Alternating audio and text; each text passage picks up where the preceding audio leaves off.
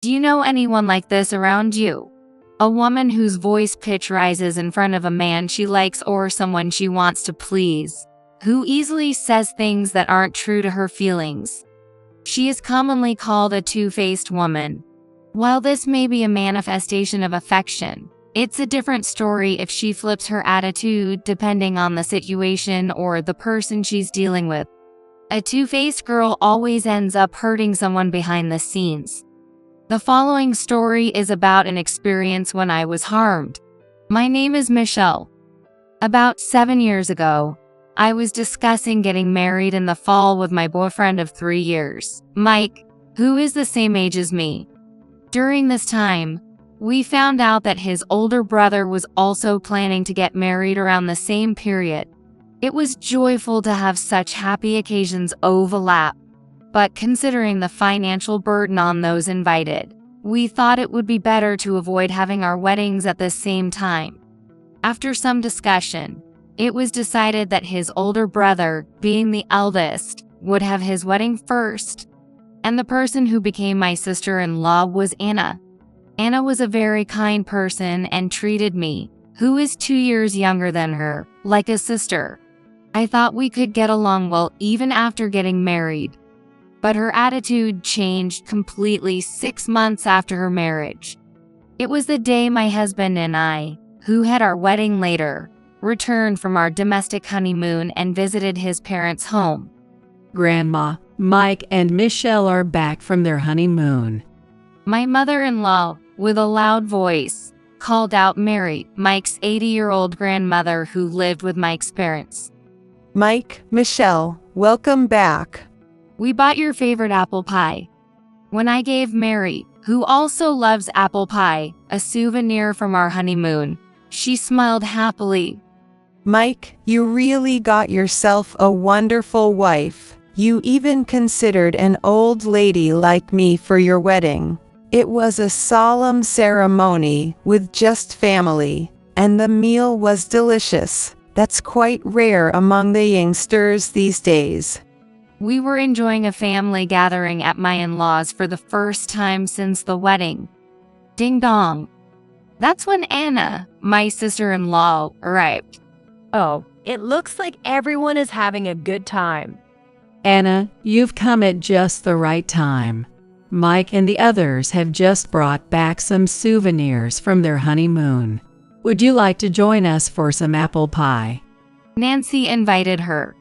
Well, I'll pass. I'm just here to drop off an invitation to Nancy's birthday party today. I have other things to attend to, so I'll be leaving now. After saying that, she immediately left through the front door. I followed her. Here, a souvenir. I'm sorry, it's nothing special. I handed her a bag of sweets, and as she looked inside, she laughed and said, Well, it looks like something you could buy at any store. I'm sorry. Also, Michelle, could you stop being so familiar with me from now on? You're married too, so you understand that, right? Yes. Anna, who had treated me like a sister until that day, spoke with a sharp tone in her words. What could have happened? I might have upset her somehow, but I couldn't think of anything specific. Maybe she was just in a bad mood. Only a vague feeling of discomfort remained. 2 weeks later, when we went to the restaurant Anna had reserved for my mother-in-law's birthday celebration, my in-laws' family were waiting for us. What? I was surprised not to see Mary and was about to ask about her when Anna interrupted me. Now that everyone is here, Kevin, could you please say a few words for the toast? After we had finished our main course and it was time for dessert, Anna spoke up. Nancy, this is a birthday present from Tyler and me. Nancy opened the box handed to her by Anna and showed us a bag with a luxury brand logo. Oh, should I really be accepting such an expensive gift? I picked it because I thought it suited your style, Nancy. Anna, who had given Nancy the expensive gift, had also given a watch to her father-in-law Kevin for his birthday 3 months ago. Nancy seemed delighted, and Anna, satisfied with her reaction, turned to me. Michelle, you must have prepared something too, right? Yes, after such lavish gifts from you all, I'm a bit embarrassed to present mine. Saying that, I handed over my wrapped gift. Oh my God. How lovely. Did you make this yourself, Michelle? Yes, I enjoy sewing. I had given her a handmade apron. Nancy had mentioned wanting one before. I wish I could find a more stylish apron. Remembering that, I made it to suit Nancy's preferences. Thank you. This is exactly what I wanted. The fact that you made it yourself means so much to me. I was glad Nancy was pleased. Listening to her words, Anne also smiled and said, Michelle, you're really good with your hands. I'm jealous. Teach me sometime, will you? Worried that my handmade gift might have been a bother, I was relieved to hear their words and went to the restroom. While washing my hands, I suddenly felt someone's gaze and looked up to see Anna glaring at me through the mirror. There's no need to be so surprised. I'm sorry.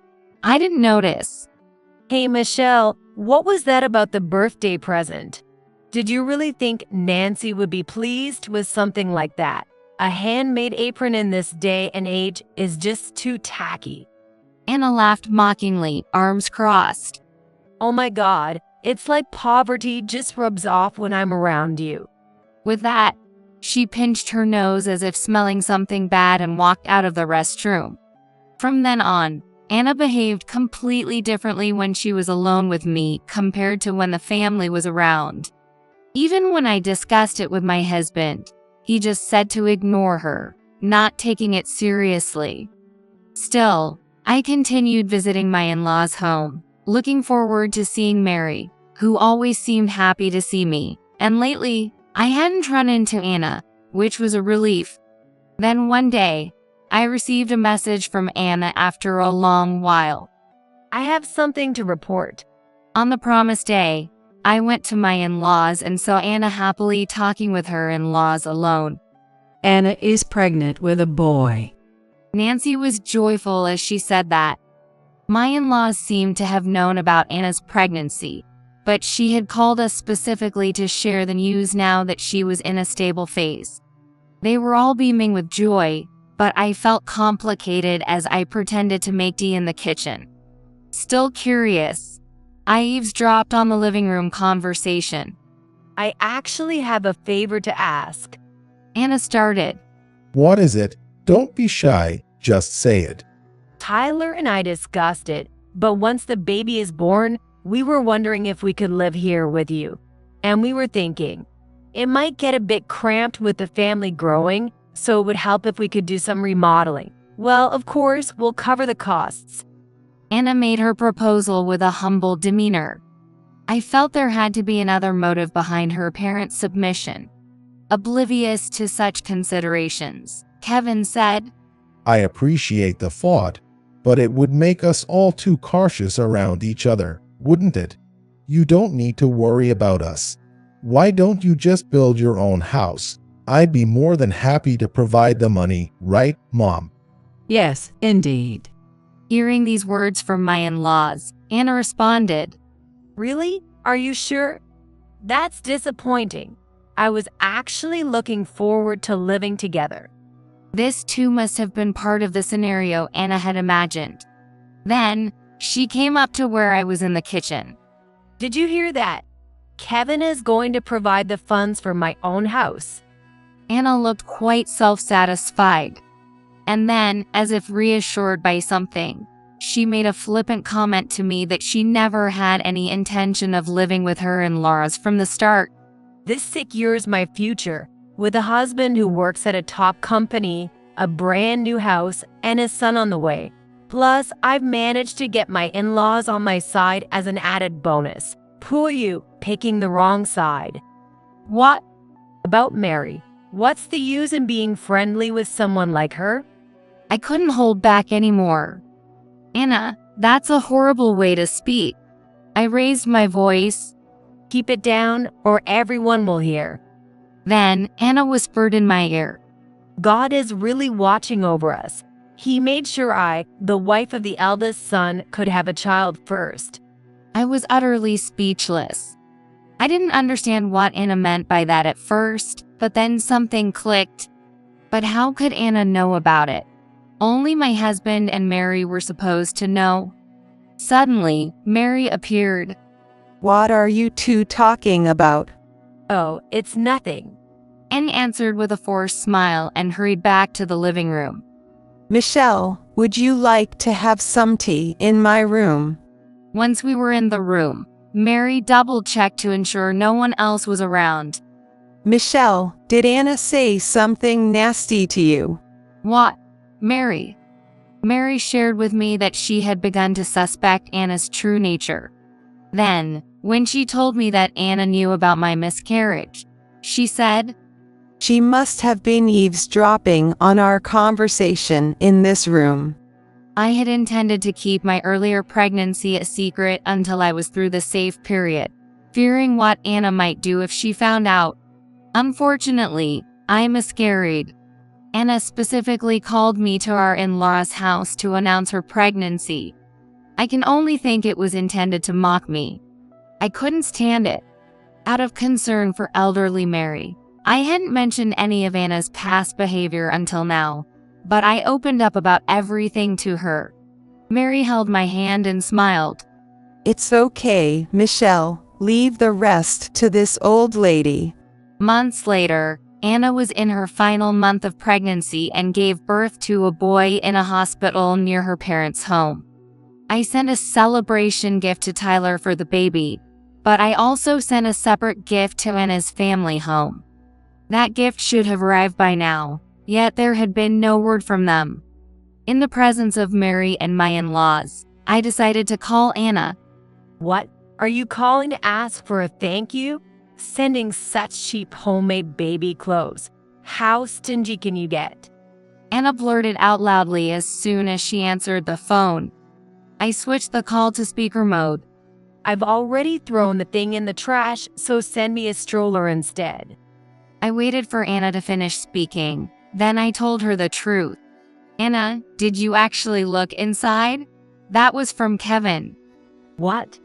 Yes, I made the baby clothes, but Kevin asked me to. Kevin and Nancy embroidered the baby's name on the chest. I wrote that in the letter I included. Didn't you read it? What? No way. Are you kidding? Anna's voice grew quieter. Michelle, can you hold on a minute? From the other end of the phone, I could hear voices. Hey, Mom, where did you put that bag I threw in the trash? What bag?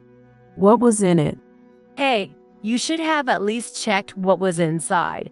It seemed Anna thought she was muffling her phone, but I could hear her conversation with her mother loud and clear. Michelle, I'm sorry. There was a little mix-up. Anna's voice suddenly turned meek. It seems my mother mistakenly threw it away as trash. Kevin and the others would be upset if they knew. Anna continued to make excuses, but what she really wanted was for me to make the same baby clothes again. Michelle, I apologize for being harsh to you before, but believe me, I didn't mean any harm. So please, just this once, help me out. After all the terrible things she had said, Anna was now trying to cozy up to me because it suited her needs. I understand.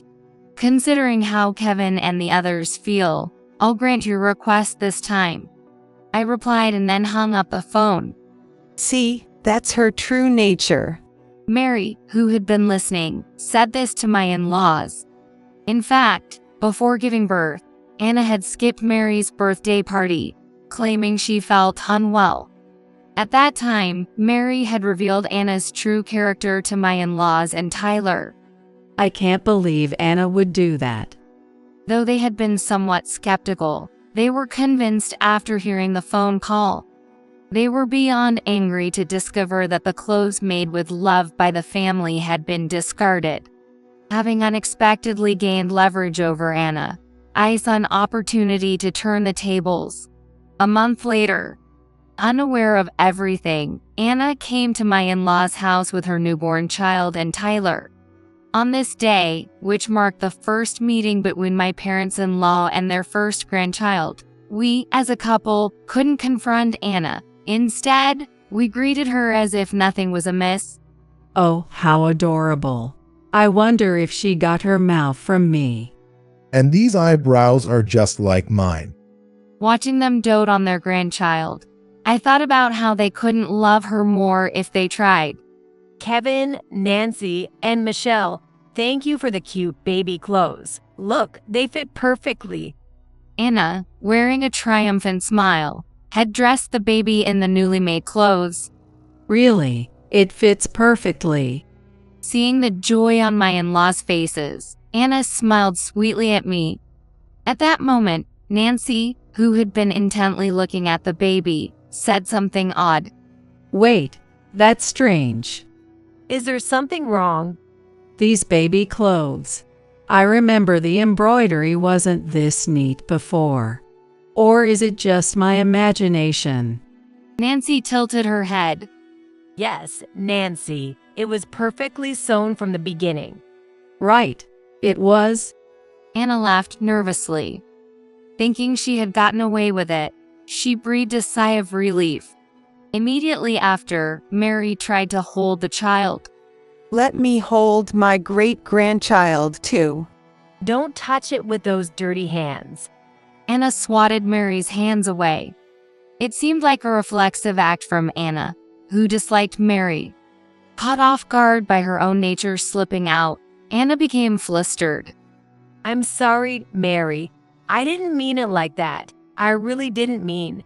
Anna tried desperately to explain, but the icy stares from those around her were all directed at her. Well, that's okay. Mary was the only one smiling.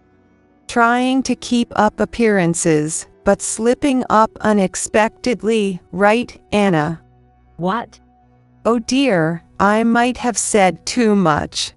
Mary's sarcasm left Anna visibly stunned. Anna found herself at a disadvantage. Mary, could we possibly have another birthday celebration? I was ill and couldn't attend the last one. Oh, there it was. Her typical flip-flopping. Since you like pasta, should I make a reservation at an Italian restaurant? Anna was suggesting nervously. No, I dislike eating out. I'd much rather try some of your homemade cooking, Anna. What? Are you not good at cooking, Anna? No, that's not it. Of course, I can make it. Though Anna talked a big game, she called me later. I have a favor to ask. She wanted help with the cooking.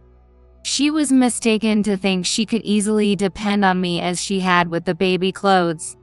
Anna, I can do that. Mary has tasted my cooking, so she'll realize right away.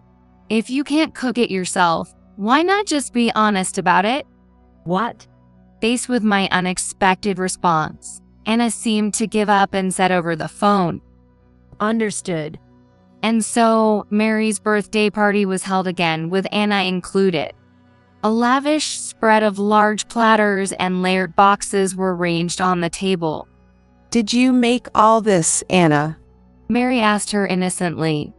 Yes, I'm not sure if it will suit your taste, but… Typical Anna. Unable to admit she couldn't cook, she probably just ordered fancy food. Anna seemed relieved to have avoided embarrassment. Mary, it's nothing much, but if you like, please wear this. Anna offered a gift to Mary.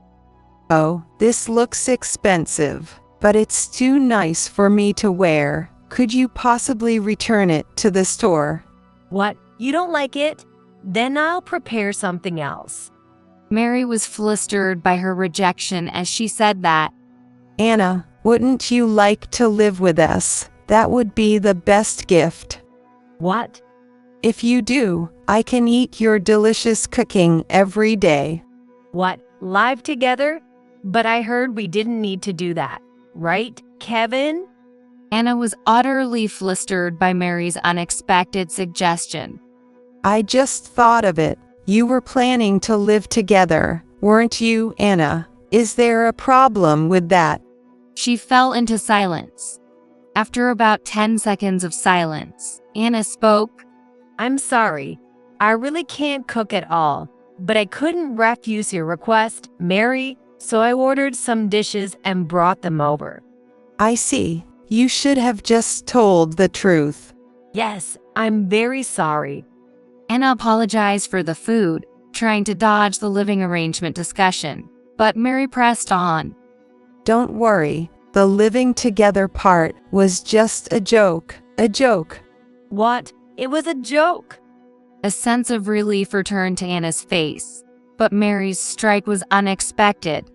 Listen to the whole story. It's too early to be relieved. What? I want you not to cross this house's threshold. If you can't enter the house, living together isn't possible, right? Understand? What? Then Tyler, Anna's husband who had been silent, spoke up. Anna, apologize to Michelle properly. To throw away the clothes she made for our baby, that was the lowest thing you could do as a person and a mother. It was the first time I saw the usually reserved Tyler angry. What? Apologize? I haven't done anything wrong. Anna still refused to acknowledge her actions. It was my turn to deliver the final blow. Anna, everything's out in the open. Do you want to see the proof? I showed her my smartphone. Here. All our conversations have been recorded. Want to listen? As I was about to press play, Anna screamed and snatched the phone from my hand. Stop it. Perhaps startled by Anna's voice, the baby sleeping in the next room started crying loudly. What? Everyone's ganging up on me. I'm the one who should be crying. What? Really? Anna started crying along with her baby. Everyone was taken aback. Anna, enough already. Aren't you ashamed of such childish antics? Just leave, please. We could say even a crying child would quiet down. The room fell silent with just a word from Tyler. Anna couldn't respond and just glanced at me before leaving the house. The price that two-faced Anna had to pay for her flip-flopping was being cut off by her husband. Later, Tyler officially filed for divorce. Anna, unemployed and without savings, demanded alimony in exchange for custody rights to Tyler. However, Anna's parents, being sensible, apologized profusely for their daughter's actions and offered to pay. We are the ones who should be paying alimony. Anna, taken back to her parents' home, apparently sends Tyler frequent messages, all full of complaints. I can't stand living with my sister-in-law at home. She's too assertive. Disgusted with Anna's disregard for their child, Tyler replied, "You reap what you sow," then blocked her number. Tyler, now living back at his parents' home with his son, soon remarried. Please feel free to treat me like a sister. My new sister-in-law is a year older than me, very kind and cheerful.